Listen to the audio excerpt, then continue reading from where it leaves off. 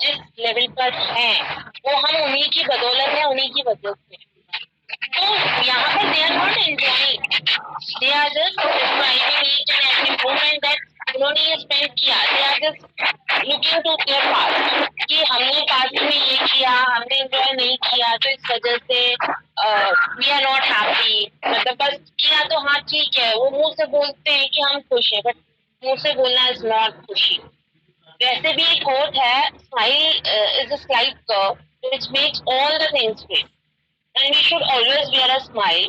क्योंकि स्माइल अगर जनरली आप कभी ऑब्जर्व करना या किया भी होगा कि जो अननोन लोग होते हैं, अगर आप कहीं जा रहे हैं, मेट्रो में जा रहे हैं, तो आपसे अगर कोई मिला, आप आपके आई कांटेक्ट हुआ, कोई भी, anybody, any girl, any male, any female, anybody, आप क्या करते हैं? अगर आप उसको देखेंगे, आई कांटेक्ट हुआ, अगर आप आई कांटेक्ट करके और फेस पे कोई एक्सप्रेशन नहीं और फेस टर्न कर लेंगे, लेकिन सेकेंड टाइम फिर से जब आप देखेंगे तो या तो आप या तो वो, दोनों में से एक जना स्माइल करेगा।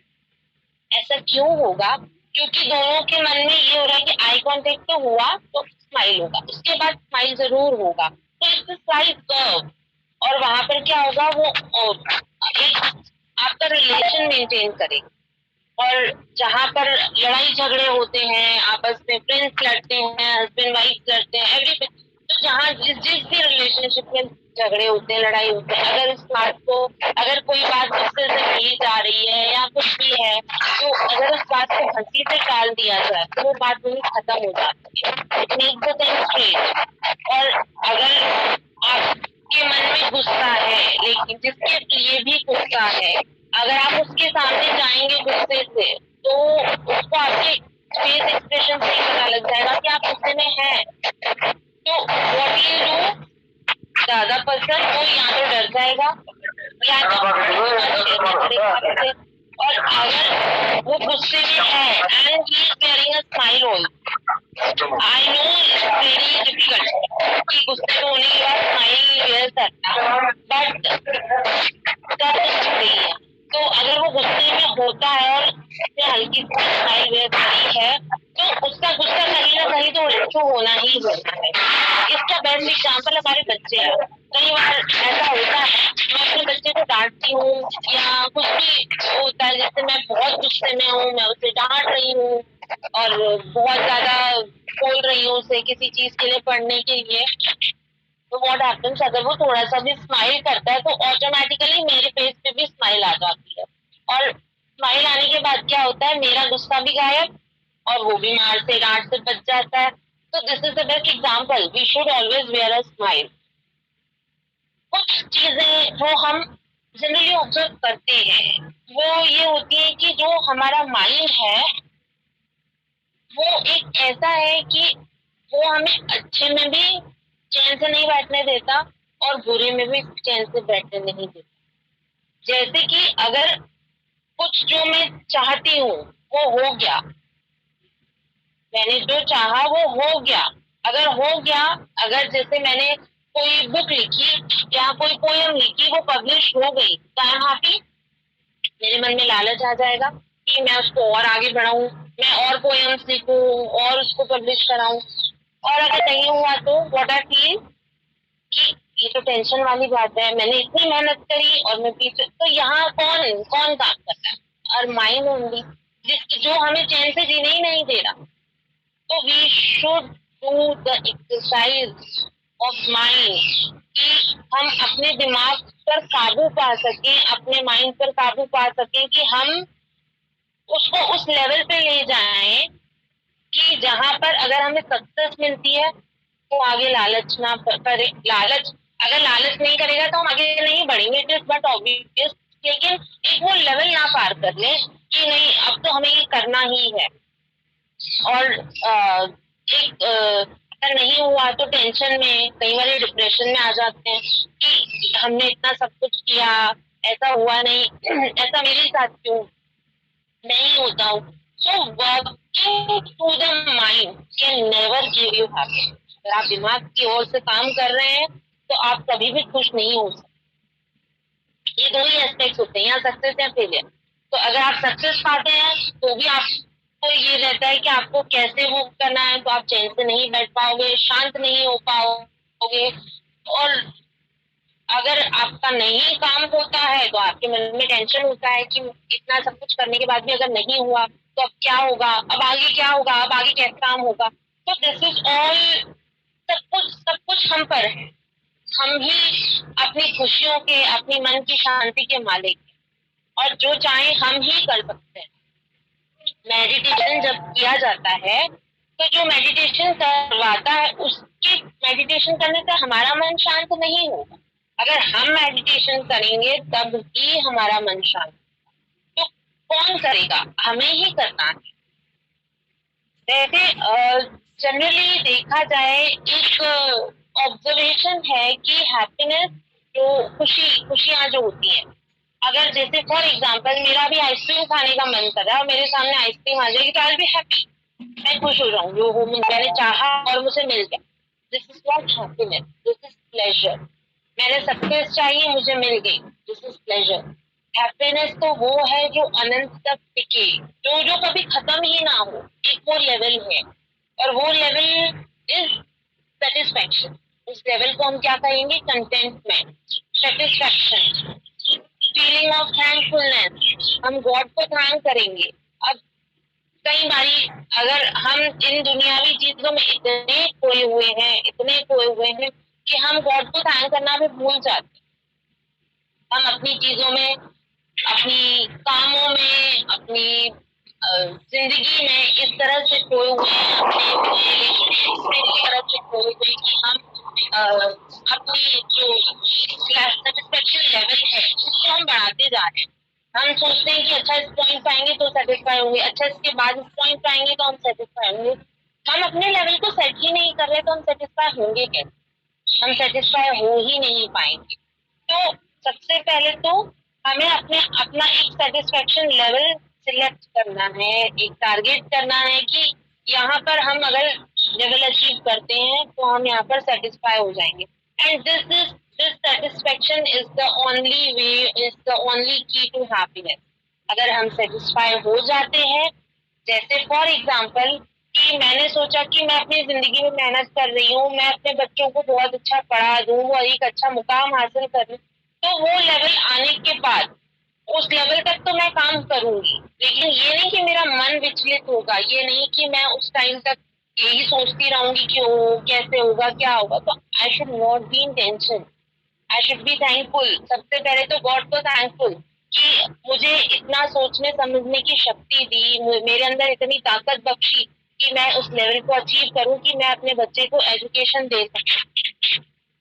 उससे बड़ी बात, जब हम एक सेटिस्फेक्शन की बात करते हैं तो मैंने शुरुआत में इंटरनल पीस की बात करी थी। तो इंटरनल पीस जो है, जो हम देखते हैं कि इंटरनली हम जब बात करते हैं कि हम खुश कैसे होंगे, हमारे मन शांत कहाँ कैसे होगा, तो सबसे बढ़िया तरीका जो मैंने एक्सपेरिमेंट किया है, जो मैंने ऑब्जर्व किया है, जो मैंने अपने ऊपर किया है कि जिस दिन जब कभी शायद कभी हम में से किसी का ध्यान पता नहीं जाता है या नहीं जाता कि कई बार अब तो इस चीज पर ज्यादा ध्यान इसलिए भी जाता है क्योंकि ये कोविड-19 है। तो फेसबुक के वॉल पर कई बार ये आता है कि अभी तक जो कोविड से बचे हुए हैं वो खुदा का शुक्रिया करें।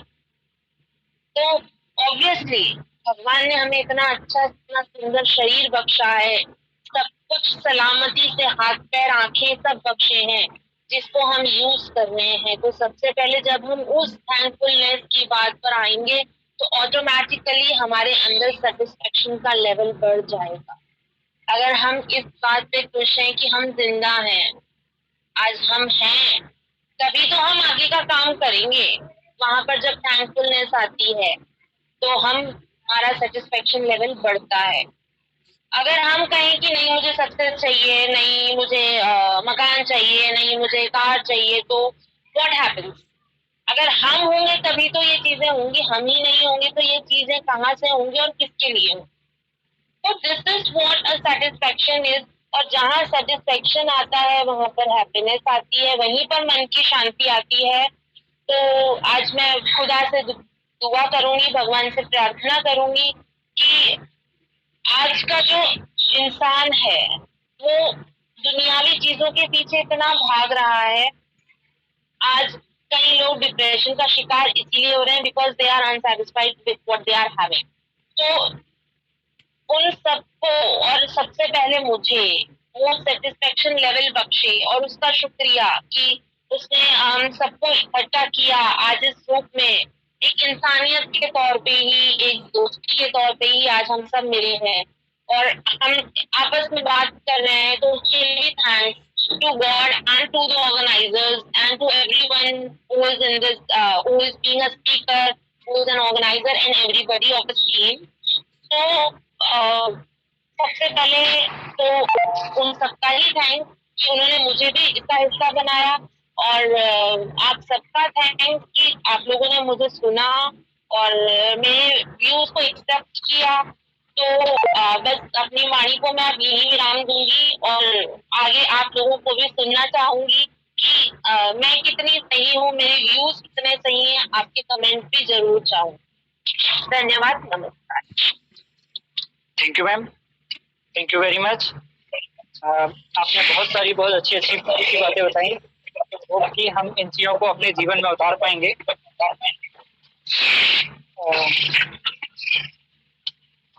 डॉक्टर दिग्विजय सिंह जी, हेलो, मेरी बात सुन रहे हैं? मैं डॉक्टर मनवीर सिंह। आप उस समय बात नहीं हो पा रही थी। हाँ हाँ हाँ, हेलो हेलो, हाँ दिग्विजय सिंह जी, दिग्विजय सिंह जी, हेलो, आप सुन रहे हैं क्या?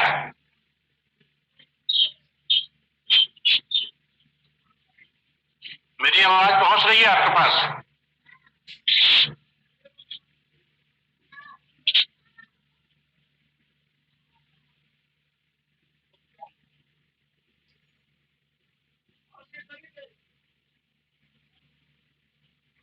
Hello hello,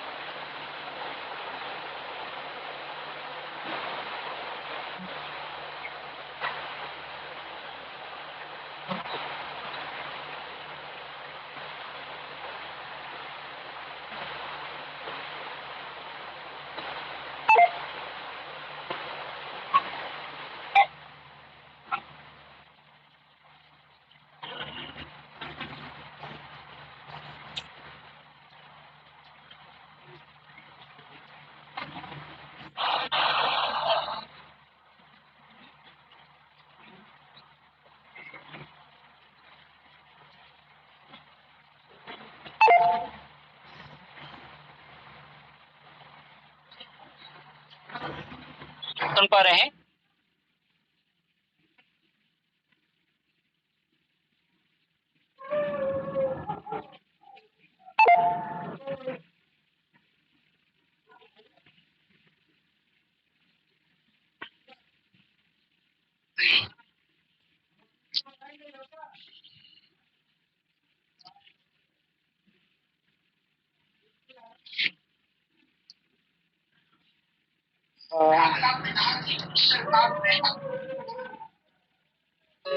doctor Bihar sir,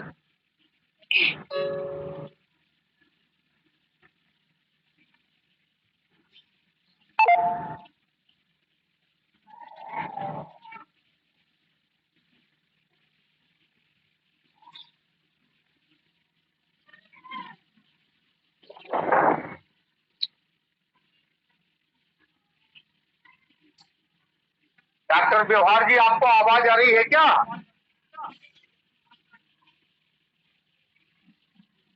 आदरणीय विपिन व्यवहार जी,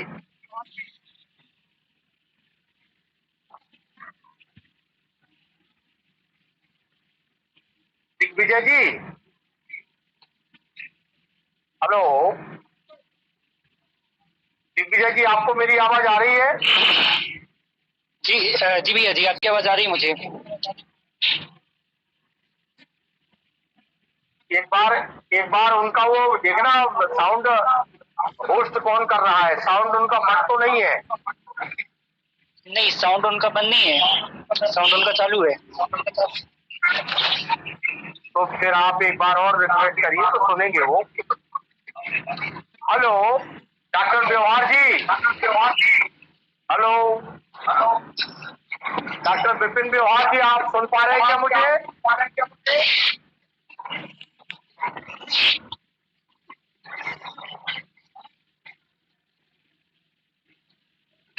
डॉक्टर व्यवहार जी, क्या आप मुझे सुन पा रहे हैं? प्लीज रिप्लाई दें।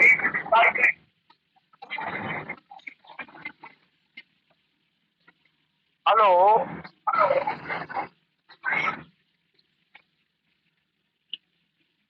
उनको स्क्रीन पर लाने का प्रयास करें ना दिग्विजय जी।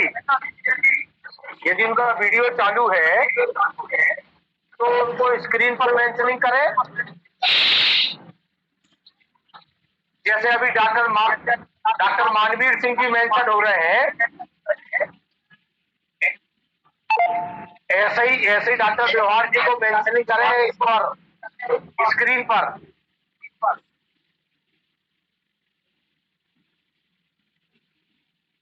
हेलो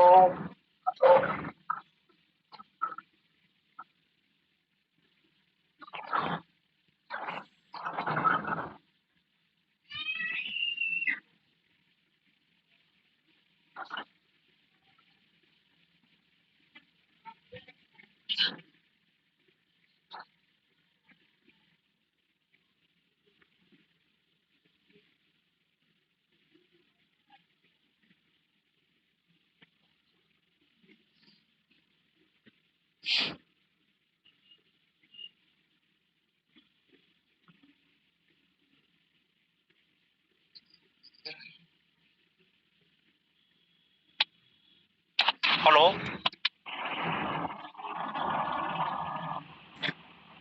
आवाज सुन पा रही मेरी? जी सर। जी, कैन यू हियर मी? आपकी आवाज आ रही है। हाँ, मैं बोल सकता हूँ? जी सर, आपकी आवाज आ रही है sir. Can I start? Thank you sir, thank you for joining. Okay okay, thank you. ऋग्वेद में एक शक्ति है, ऋग्वेद में एक है, विश्वदानी सुमन श्याम, अर्थात हम सदा प्रसन्न रहें। वरिष्ठ गुरुजन वृद्ध व्यक्ति भी चरण स्पर्श करने पर आशीर्वाद देते हैं, खुश हो। यदि इस सुख को अपने जीवन में उतारना चाहें तो निश्चय ही प्रश्न उठता है कि यह कैसे संभव है। विशेष रूप से आज का वर्तमान परिवेश, जिसमें पग पर तनाव, चिंता, परेशानियां व्यक्ति को घेरे हुए हैं, शारीरिक पीड़ाएं, मानसिक चिंताएं और तनाव जिनकी उपज के क्षेत्र हैं, घर, कार्य क्षेत्र, सड़क, बाजार, सभी स्थानों में निरंतर तेज विकास की इच्छाएं और उसी अनुपात में बढ़ती जटिलताएं और बाधाएं। इनका समाधान ढूंढने तो कहाँ जाए? अधिकांश व्यक्ति कहते हैं चिंता क्या करना, 4 दिन की जिंदगी है, हंसते हंसते बितानी चाहिए। खुशी वह है जिसे शब्दों में वर्णित करना मुश्किल है। इसे केवल अनुभूत किया जा सकता है, केवल महसूस किया जा सकता है। वैसे हमारे हाव भाव, मुस्कान से यह तो पता चल जाता है कि कौन व्यक्ति खुश है या नहीं, और उसका कोई मापदंड नहीं है। अच्छे जीवन जीने के लिए खुश होना जरूरी है, लेकिन दुर्भाग्य से ज्यादा लोग दुखी रहते हैं। बहुत सारे इसलिए दुखी रहते हैं क्योंकि अगला खुश, और इस बात का यत्न नहीं करता कि मैं कैसे खुश रहूं। मेरे खुश रहने से मेरे परिवार में खुशी होगी, एक वातावरण बनेगा जीवन में आनंद उठाने का। आज समाज में ऋणात्मक भाव हर जगह नजर आ रहे हैं, हम सब में न्यूनता देखते हैं, जैसे संसार में हर जगह शून्यता है। मेरा मानना है जीवन में संतोष खुश होने का सबसे बड़ा आधार है। मैंने गरीब लोगों को खुश रहते देखा है, क्योंकि जो है, जहाँ है, जितना जैसा है पर्याप्त है। जीवन के प्रति उन्होंने उत्साह देखा है। आज इंसान लालच एवं ईर्ष्या के भाव से जी रहा है। अलग अलग लोगों के पास में खुशी के अलग अलग मायने हो सकते हैं, या खुशी का विचार का आधार हो सकता है। कुछ लोग मानते हैं कि खुशी को पैसे से खरीदा जा सकता है। कुछ लोगों को प्यार मिलता है तो खुश होते हैं। कुछ लोग पेशेवर उपलब्धियों में खुश होते हैं। कुछ लोग अपनों से मिलते हैं तो खुश होते हैं। नकारात्मक विचारों को मन में पालना और जीवन में कई चीजों का तनाव चिंता की स्थिति रहना आसान है। कई बार लोग इसमें विचलित हो जाते हैं कि अपनी जीवन लीला समाप्त कर लेते हैं। उभरता हुआ कलाकार स्वर्गीय सुशांत राजपूत उसका ताजा उदाहरण है। खुश रहने के लिए हमेशा अपने आप को अच्छे समय और अच्छी चीजों के बारे में याद दिलाना चाहिए। यह आपके मूड को नकारात्मक से सकारात्मक अवस्था तक स्थानांतरित करने का एक अच्छा तरीका है। ऐसे वातावरण के निर्माण करें या वहां जाएं जहां नकारात्मक कम हो। खुशी वास्तव में खुश और संतुष्ट होने की स्थिति है। कई दर्शकों ने इस विषय पर अलग अलग विचार दिए हैं। हालांकि सबसे प्रभावशाली तथ्य यह है कि सुख को भीतर से महसूस किया जा सकता है। ये दुख की बात है कि लोग बाहर खुश की तलाश करते हैं। घर में सुबह उठकर सबसे प्यार सम्मान से मुस्कुराकर बात करें। हमारे दिन की शुरुआत खुशी की शुरुआत वहां से होती है। परिवार के साथ भोजन करना व आनंद उठाने में हमारा आधा दिन खुशियों से पूरा हो जाता है। परिवार के साथ कुछ पारिवारिक, सामाजिक, आध्यात्मिक, धार्मिक, वैचारिक, देश दुनिया की बात करके अच्छे माहौल में समय बिताया जा सकता है। छोटे बच्चे हैं तो उनकी आयु के अनुसार विषय वस्तु का चयन करके उनका भी सहभाग प्राप्त किया जा सकता है। परिवार में खुश रहने एवं खुश रखने के नए नए प्रयोग और यत्न किए जा सकते हैं। उसके लिए जरूरी है हमारी आपसी समझदारी। परिवार में महत्वाकांक्षा या ईगो का कोई स्थान नहीं होना चाहिए। हम सब एक हैं का भाव परिवार में खुशियों को दुगना कर देता है। ये मेरा नहीं, हमारा है, अपना है, सबका है। सामुदायिकता एवं सद्भाव को मजबूत करने का है। घरों में धार्मिक अनुष्ठान करने से भी खुशियां आती हैं। कुछ लोग मानते हैं कि भौतिकवादी सुविधाएं एवं चीजें उनके जीवन में खुशी लाती हैं, पर यह क्षण भंगुर वाला होता है। धन होने का मतलब यह है आपके पास सब कुछ सुविधाएं हैं, आप छुट्टियों पर जा सकते हैं, सामाजिक समारोहों की योजना बना सकते हैं, संपत्ति खरीद सकते हैं, अच्छे इलाकों में रह सकते हैं। इसके अलावा और वो भी जो सब कुछ आप प्राप्त कर सकते हैं वो आपको मिलेगा, वो जो खुशी के लिए आवश्यक है। हालांकि सब कुछ होने के बावजूद आप खुश रहेंगे ये जरूरी नहीं। जरूरी है आपकी मानसिक स्थिति। भौतिक चीजें आपको तसल्ली दे सकती हैं, परंतु वास्तविक खुशी होती है मन से। और मन के बारे में महान कवि कबीरदास जी ने कहा है, माला फिरत जो गया, गया न मन का फिर, कर का मन का डार के, मन का मन का फिर, मन के मारे बन गए, बंत जी उससे ही माही, कहे कबीर क्या कीजिए यह मन ठहरे जा। तो मन बड़ा चंचल है, स्थिर नहीं है, किसी के बस में नहीं रहता। ऐसी स्थिति में खुशी स्थिति प्रज्ञ होने से मिलती है। अरस्तु का मानना था कि खुशी हमारे अपने स्वयं पर निर्भर करती है। उनके अनुसार खुशी मानव जीवन का मुख्य उद्देश्य है। उन्होंने कहा है कि खुशी अपने आप में एक लक्ष्य है और यह पुण्य पर निर्भर करती है, पूर्ति की जरूरत है। उन्होंने अपने प्रभावशाली कार्य निकोमेडियन एथिक्स में खुशी के सिद्धांत को प्रस्तुत किया है। अरस्तु का यह सिद्धांत आज के परिदृश्य में प्रासंगिक करता है। उनके अनुसार सभी जरूरतों को पूरा करना ही खुशी का अंत है। उन्होंने कहा कि लगभग सभी चीजें, अच्छे रिश्ते, पैसा, सफलता या शक्ति हम सब चाहते हैं, क्योंकि हम मानते हैं कि ये हमें खुश कर देंगे। यह कहना सही होगा कि बाकी सब खुशी प्राप्त करने के अपने अपने साधन है और खुशी अपने आप में सभी का अंत है। दरअसल खुशी अंदर से आती है। किसी ने ठीक ही कहा है कि आपको जीवन में सबसे अच्छी खुशी तब मिलेगी जब आपको यह पता चलेगा कि खुशी का उद्देश्य केवल आपको खुश करना है। सच्ची खुशी अपने अंदर से उत्पन्न होती है, ये बाहर से नहीं आती। इस बिंदु पर बार बार जोर दिया जाता है और लोग इसे अप्रासंगिक मानते हैं। हमें समझने की आवश्यकता है कि खुशी मूलतः मन की आवश्यकता है। हमारे पास सकारात्मक भावनाओं की सहायता से इस अवस्था को बनाने की शक्ति है जो अच्छे विचारों से प्राप्त की जा सकती है। खुशी में रिश्तों का बहुत महत्व है। कई लोग खुशी को पैसे से जोड़ते हैं और कई लोग इसे रिश्तों से। वे यह नहीं समझ पाते कि वो जब वे खुद खुद नहीं रह पाएंगे, जो खुद खुश नहीं रह पाएंगे, तब वे अपने रिश्तों में खुशी का एहसास नहीं पाएंगे। रिश्तों की समस्याएं तेजी से बढ़ रही हैं और उसके पीछे मुख्य बात यही है कि जरूरत से ज्यादा की अपेक्षा करना। हम उम्मीद करते हैं कि वे हमें महसूस कराएं। हम अपने मस्तिष्क में झूठ भर लेते हैं कि कोई हमें कुछ खरीद कर दे तो हम खुश हो जाएंगे। बहुत छोटे बच्चों तक यह सीमित है। बौद्ध धर्म के अनुसार आपके पास क्या है या आप कौन है, इस पर खुशी निर्भर नहीं करता है। निर्भर इस बात पर करता है कि आप क्या सोचते हैं। भगवान बुद्ध को हमेशा मुस्कुराते हुए देखा जाता है लाफिंग बुद्धा के रूप में, जबकि उन्होंने राजा से संन्यास लिया था। उनकी चित्र ज्यादातर मुस्कान के साथ दर्शाते हैं। यह मुस्कुराहट उनके अंदर की गहराई से आती है।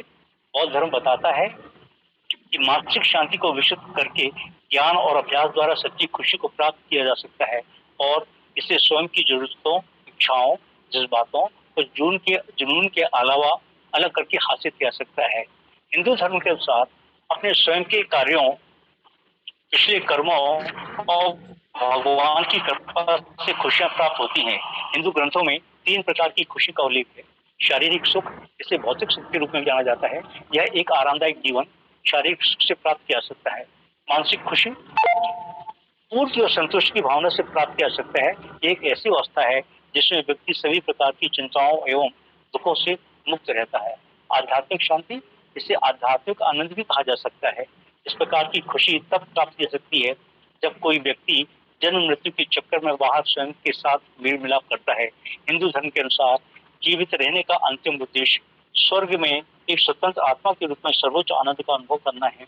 मनुष्य अपने कर्तव्यों को पूरा करके अस्थायी सुख और स्वर्ग के साथ आनंद की अनुभूति भी कर सकते हैं। यदि आप खुश रहना चाहते हैं तो कुछ बातें हमको अपने जीवन में उतारना चाहिए। संतुष्ट रहें, वर्तमान में रहें, आभारी हों, सकारात्मक सोच रहें, सकारात्मक सोच वाले व्यक्तियों के आसपास रहें। सबसे पहले स्वयं से प्रेम करें, अपने आप को गौरवान्वित करें। अपने आपको कोई इतना खुश नहीं कर सकता जितना आप स्वयं को खुश कर सकते हैं। आप अपने सबसे अच्छे मित्र के साथ समय बिताएं। वे माता पिता, भाई बहन, पति पत्नी और दोस्त भी हो सकते हैं। हमेशा पैसे के लिए काम मत करें, तनाव उस स्पर्धा उत्पन्न करेगा। अपने आप को समय दें। जिंदगी से हमेशा सीखने की ललक रहे। Be always a student. अगर सीखना छोड़ देंगे तो आगे नहीं बढ़ पाएंगे। जितना संभव हो दूसरों की गलतियों को माफ करते हैं करें, उससे उलझे नहीं, बल्कि समय आने पर उससे किनारा कर लें। आप वह काम करें जिससे आप प्यार करते हैं, वह नहीं जो आपको अच्छा लगता हो। दूसरों के जीवन के बारे में इच्छा रखें, क्योंकि उनके जीवन से भी आपको कुछ सीखने को मिल सकता है। जो आपके पास में है उसमें खुश रहें। जो आप चाहते हैं उसे प्राप्त करने की जी जान से कोशिश करें। कोई आपको रोक नहीं सकता। कोई भी आपकी समस्या का समूल समाधान नहीं कर सकता है। समाधान आपके पास ही है। यत्न और प्रयत्न करें। ईमानदारी से किया गया प्रयास कभी विफल नहीं होता है।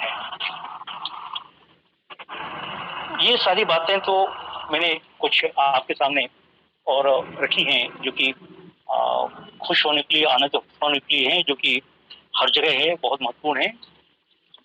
कुछ विषय मैं आपके सामने शांति के रखना चाहता हूँ। हम अशांत है, हमारा मन अशांत है, हमारा परिवार अशांत है, हमारा समाज अशांत है। भिन्न भिन्न का समस्याएं हैं, हमारे प्रांतों के झगड़े हैं, हम अंतर्राष्ट्रीय सीमा पे जूझ रहे हैं, हमारा देश अशांत है। लेकिन ऐसा क्यों हो रहा है? दुनिया में मनुष्य के लिए सबसे महत्वपूर्ण और कल्याणकारी तत्व है शांति। जीवन में शांति नहीं तो कुछ नहीं। जीवन में जो पल शांति के बिताए जाएं वही हम सबसे प्यारे होते हैं। इसलिए बड़ा से बड़ा और छोटे से छोटा इंसान भगवान के सामने मांगता है, सुख शांति दीजिए, हमारे घर में सुख शांति बने रहे। जिस घर में सुख शांति होती है ईश्वर का वास होता है। जिस घर में शांति का वास है वहाँ उन्नति और विकास है। जिस व्यक्ति के मन में शांति है उसका तन भी स्वस्थ रहेगा, वह ठीक से उसको नींद भी आएगी। जब नींद ठीक से आएगी तो सेहत भी ठीक रहेगी, उसके चेहरे पर प्रसन्नता रहेगी और वह फूल की तरह खिल रहेगा। उसकी चमक महक समाज को भी प्रफुल्लित करेगी। मनुष्य की आवश्यक है कि वह अपने जीवन को शांति में बनाने के लिए अपने सोने जागने का, खाने पीने का, बोलने चाहने का, उठने बैठने का, कार्य करने का, पढ़ने लिखने का सबका नियम बनाकर गति प्रदान करे। पहले जो घड़ी होती थी उसमें एक नियत समय पे चाबी भरी जाती थी, वो इसलिए कि वो समय पे आपको सारी चीजों की जानकारी देती थी कि कब आपको क्या करना है। और यहाँ पर बहुत सारे धर्मों ने अपनी अपनी बातें अपनी अपनी तरीके से की हैं। सहज और शांत मन से हम जीवन को जी सकते हैं। मन की शांति के लिए सबसे महत्वपूर्ण है सकारात्मक सोच। हम हर चीजों को सकारात्मक नजरिए से देखेंगे तो आधी समस्याओं का समाधान हो जाएगा। दूसरा है ईर्ष्या विद्वेष। अगर आप दूसरों से जलन रखना, ईर्ष्या रखना छोड़ दें तो भी आप सुकून को महसूस करेंगे। हमारी आदत है हम अपने से संपन्न लोगों को देखकर दुखी होते हैं, फिर अपने से कमजोर को देखकर खुश नहीं। शांति के लिए जरूरी है इच्छाओं पर नियंत्रण करना सीखें।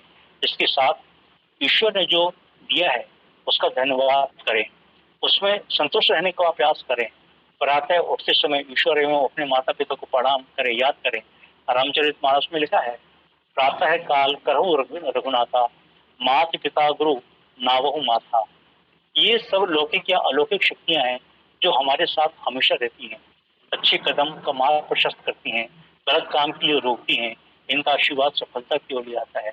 इनके आशीर्वाद से मन की शक्ति बढ़ेगी, जिससे आपका आत्मविश्वास बढ़ेगा और आप किसी भी चुनौती का सामना सफलपूर्वक कर सकते हैं। और रात में सोते समय दिन का आकलन करने की आदत डालें।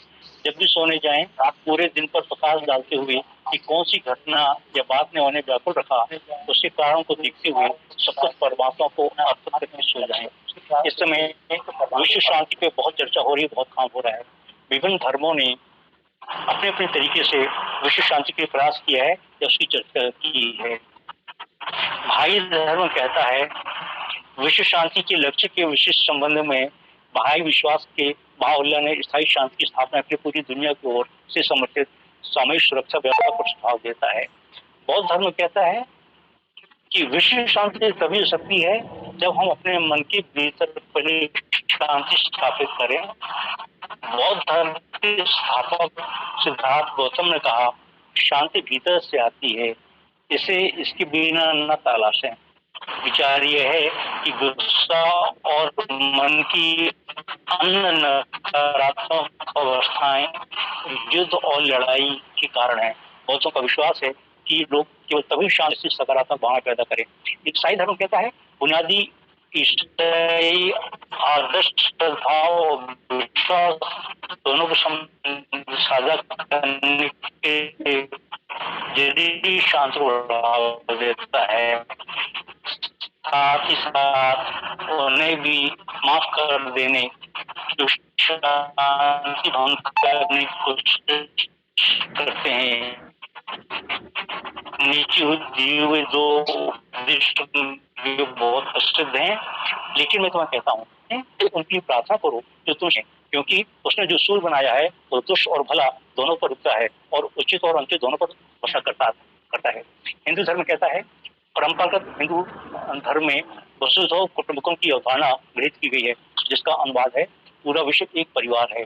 इस कथन का साथ यह बताता है कि केवल कंसित मन ही विभाजन और विभेद दिखाता है। हम जितना अधिक ज्ञान की तलाश करेंगे उतना ही समावेशी होंगे और हमें सामूहिक भ्रम या माया के से अपने भीतर की आत्मा को मुक्त करना होगा। हिंदुओं के मुताबिक ऐसा सोचा जाता है कि विश्व शांति केवल आंतरिक साधनों के माध्यम से ही हासिल की जा सकती है खुद को कृत्रिम सीमाओं में आजाद करके जो हमें अलग करती है, लेकिन शांति हासिल करने के लिए अच्छी है हमें आपस में सहयोग करना। इस्लाम धर्म कहता है केवल एक खुदा में यकीन और एडम और ईव के रूप में समान माता पिता का होना मनुष्यों का शांति और भाईचारे के साथ एक साथ रहने का सबसे बड़ा कारण है। विश्व शांति के इस्लामी विचार कुरान में वर्णित है, जहाँ पूरी मानवता को एक परिवार के रूप में मान्यता प्राप्त है। सभी लोग एडम के बच्चे हैं। इस्लामी आस्था का उद्देश्य लोगों को अपनी बिरादरी की और अपने स्वयं के प्राकृतिक स्वभाव की पहचान कराना है। वहीं यहूदी धर्म कहता है कि भविष्य में किसी समय एक महान नेता का उदय होगा और इजराइल के लोगों को एकजुट करेगा, जिसके परिणाम स्वरूप विश्व में शांति और समृद्धि आएगी। ये विचार मूलतः तनाख और रब्बानी व्याख्याओं के उद्धृत हैं। मसीहा के विश्व प्रसिद्ध विचार के अलावा टिक्कुन ओलम का विचार है। टिक्कुन ओलम की उपलब्धि विभिन्न साधनों के माध्यम से होती है और उन्होंने हमेशा विश्व शांति की हित की बात की है। जैन धर्म कहता है सभी तरह के जीवन मानवीय या गैर मानवीय में करुणा जैन धर्म का केंद्र है। मानव जीवन एक अद्वितीय ज्ञान तक पहुंचाने के एक दुर्लभ अवसर, किसी व्यक्ति की हत्या नहीं करने, इससे मतलब नहीं कि उसने क्या अपराध किया है कि अवसर के रूप में मूल्यवान है, जिसे अकल्पनीय घृत माना जाता है। यह एक ऐसा धर्म है जिसमें अपने सभी संप्रदायों परंपराओं में भिक्षुओं और गैर पादरी वर्ग की जरूरत होती है। उन्हें शाकाहारी होने की आवश्यकता होती है। भारत के कुछ क्षेत्र जैसे गुजराती जैनों से बहुत प्रभावित होते हैं और पंथ के स्थानीय हिंदुओं का बहुमत शाकाहारी बन जाता है। सिख धर्म कहता है सभी जीव जंतु उनके हैं, वे सभी के हैं। इसके अलावा गुरुओं ने आगे उपदेश दिया है कि एक विदा में ईश्वर की स्थिति गाओ, वे सबके भीतर निहित है।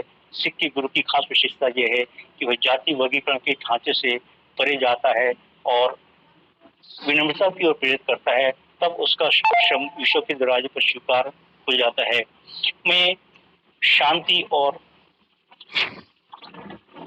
खुशी को अपनी इन बातों से यहाँ पर खत्म करना चाहूंगा कि सिडनी स्मिथ का कथन है प्रतिदिन एक मनुष्य को कम से कम एक व्यक्ति को आनंद करना चाहिए। अपने संपूर्ण जीवन में वह इस हिसाब से कम 3600 व्यक्तियों को आनंद कर सकेगा और इस तरह उसके द्वारा आनंदित किया गया ही एक कस्बा बन जाएगा। कवि केटी कहते हैं हंसते हुए दूसरों का मनोरंजन करने से बड़ा कोई सुख नहीं होता। वस्तुतः भय, दुख, निराशा, उदासी हमारे शत्रु हैं, जिन्हें प्रसन्नता रूपी ढाल से ही हम तक आने से रोका जा सकता है। संभवतः इसलिए प्राचीन काल में राज दरबार नाटक में विदूषक और सर्कस में जोकर की भूमिका रहती थी। उनकी उपस्थिति मात्र में वातावरण बदल जाता है। हमें इनसे प्रेरणा लेनी चाहिए। मुस्कुराहट पूंजी नहीं है, उस पर प्रत्येक का अधिकार है। जो केवल बढ़ती है घटकार में फुल्का लेती है, इसलिए प्रसन्न रहना चाहिए, खुश रहना चाहिए, दूसरों को भी खुश रखें और खुश भी रखें। मेरा यही मानना है। मुझे आज इस वेब सेमिनार में बोलने का मौका मिला। मैं पुनः प्रोफेसर राजकुमार आचार्य को धन्यवाद देता हूँ कि अपने कुछ विचार, अपनी कुछ बातें आपके सामने मैंने रखी। जय हिंद, जय भारत, वंदे मातरम। धन्यवाद। बहुत बहुत धन्यवाद सर, आपके 100 वचनों को सुनकर बड़ा अच्छा लगा और काफी कुछ सीखने को और जानने को मिला। जी थैंक यू। राजकुमार भैया जी यदि अभी अवेलेबल हैं तो मैं चाहूंगा कि वो कुछ कहें।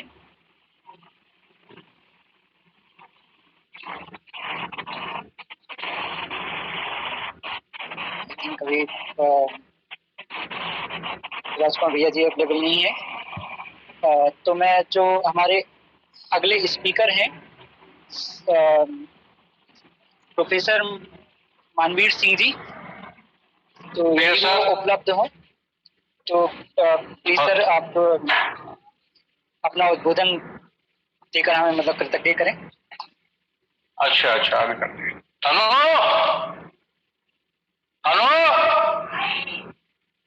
जी सर। मेरी आवाज पहुंच रही है आपके पास? जी सर। हेलो, आपकी आवाज आ रही है सर? अच्छा मैं शुरू करता हूँ अभी।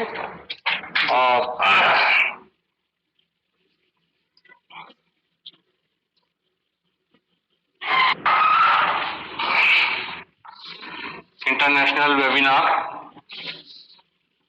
जिसका विषय हैप्पीनेस और पीस। बहुत अच्छा विषय। अभी 1 मिनट।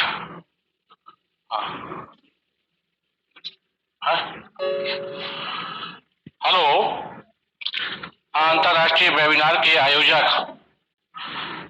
राजकीय Mahatma Gandhi PG college Kareli and मातृभूमि सेवा संकल्प फाउंडेशन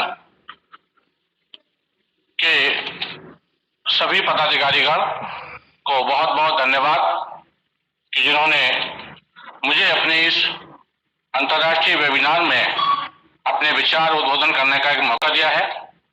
मैं इस मौके पर प्रोफेसर आर.पी. तिवारी जी जो वीसी हैं सागर यूनिवर्सिटी के, विनोद बंसल जी, डॉक्टर विपिन वायर जी और इस वेबिनार के आयोजक डॉक्टर राजकुमार जी और संयोजक मिस्टर दिग्विजय सिंह जी राजपूत जी, डॉक्टर पंकज जी, सभी को बहुत बहुत धन्यवाद। बड़ा अच्छा विषय है हैप्पीनेस और पीस कि सुख और शांति। मैं कई वक्ताओं को जो है सुन चुका हूं और हम सब अपने जीवन में हर व्यक्ति का उद्देश्य होता है कि हमको सुख और शांति प्राप्त हो। और सुख और शांति के क्रम में यदि आप देखें कि सुख या खुशी मतलब एक ही पर्यायवाची शब्द है, तो खुशी शब्द का जो प्रयोग है वो वास्तविक रूप से मानसिक भावनात्मक। वैसे तो मेरा विषय जो आज का मेरा विषय रहा है कि आश्रय गृह और street shelter home, street children engaged in crimes, how to bring happiness and peace in life of the children.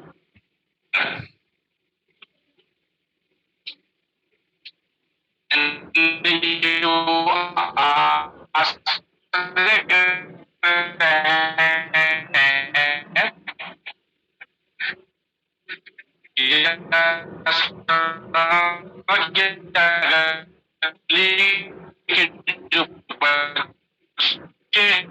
हैं या जो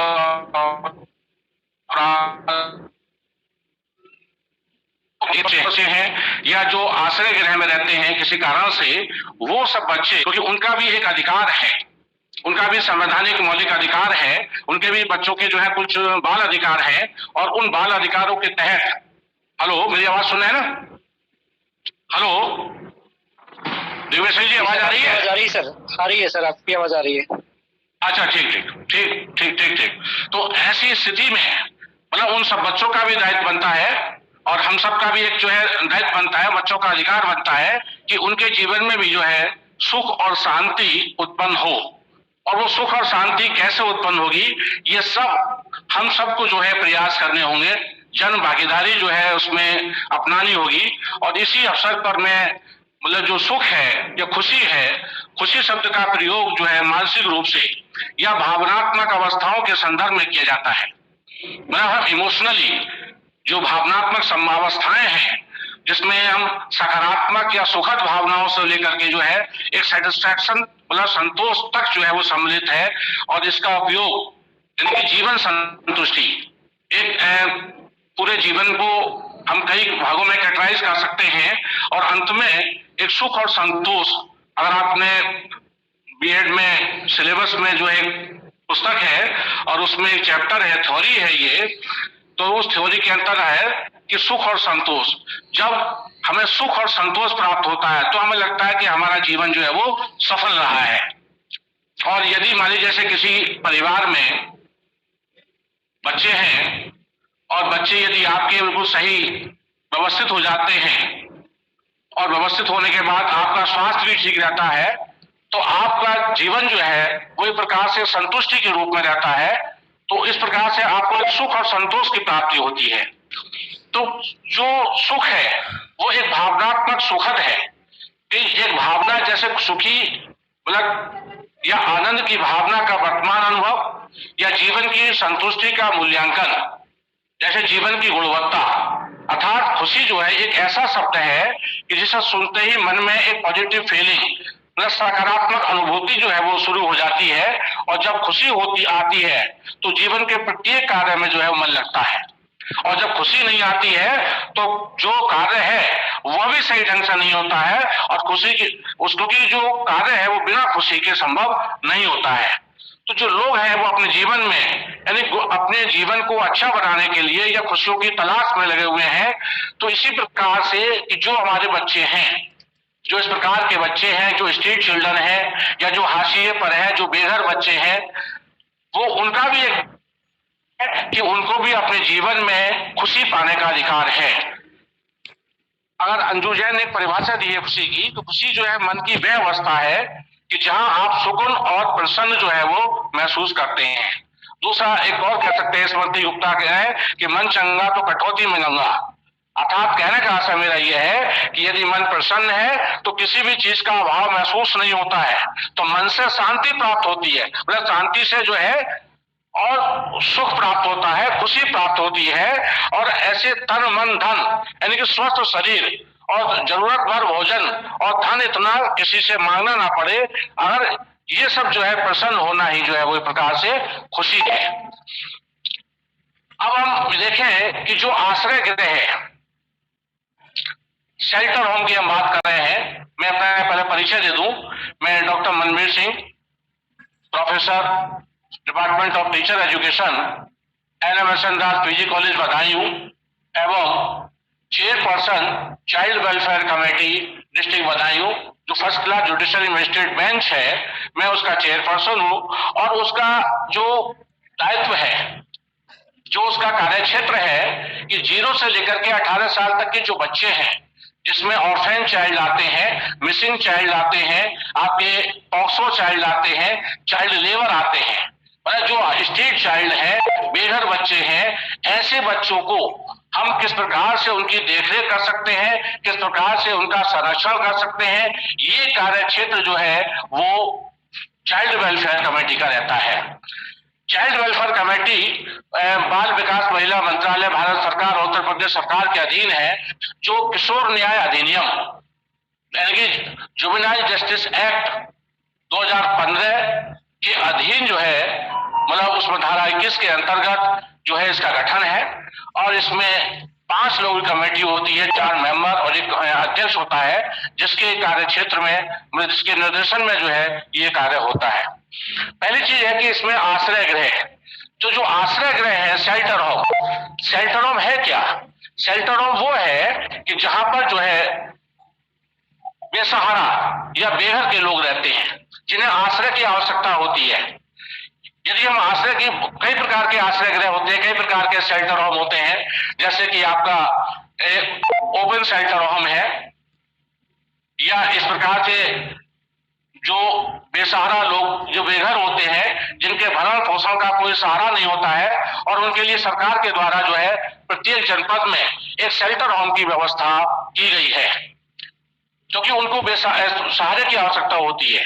दूसरा यह है कि किशोर न्याय अधिनियम के अंतर्गत, मतलब जो 18 वर्ष से कम और 0 से लेकर 18 साल तक के जो बच्चे हैं, जैसे ऑर्फेन चाइल्ड है। ऑर्फेन चाइल्ड का मतलब जो परित्यक्त बच्चे हैं। परित्यक्त का तात्पर्य यह है कि जो हम अनवांटेड, मतलब जो वो बेसहारा होते हैं, ऑर्फेन चाइल्ड होते हैं, या जो मिसिंग चाइल्ड है, जो गुमशुदा, जो किसी कारण से जो है अपने घर से निकल चुके हैं, चाहे वो प्राकृतिक आपदाओं के कारण निकल चुके हैं, चाहे वो किसी पारिवारिक हिंसा के कारण निकल चुके हैं, या और अन्य कारण से जो है इस प्रकार के बच्चे और जो इस प्रकार के गिरोह में वो रहते हैं। एक है इसमें महिला शरणालय, जिसको हम नारी निकेतन के रूप में कहा जाता है, जिसमें 18 साल से ऊपर की महिलाएं जो है वो उस प्रकार के गिरोह में रहती हैं। तीसरा इसमें है कि शिशु गृह। शिशु गृह का तात्पर्य मेरा यह है कि 0 से लेकर 10 साल तक के जो बच्चे हैं, कि जिसमें बालक और बालिकाएं दोनों होती हैं, तो शिशु गृह में हम जो है इस प्रकार के बच्चों को जो है वो आश्रय देते हैं, उनका देखभाल और संरक्षण के लिए उसमें उनको रखा जाता है। जिससे कि क्योंकि जो स्ट्रीट चिल्ड्रन है या जो बेसहारे बच्चे हैं, जो बेघर बच्चे हैं, मतलब उनको भी जो है सुख और शांति चाहिए। उनके जीवन में जो तमाम प्रकार की बाधाएं हैं, तमाम प्रकार की परेशानियां हैं, उन परेशानियों वो परेशानी कैसे दूर हो, उनको भी सुख की चाहत होती है। तो हम सबका दायित्व बनता है और सरकार का दायित्व बनता है कि हम इन प्रकार के शेल्टर होम के माध्यम से उन बच्चों का देखभाल करें, उनका संरक्षण करें।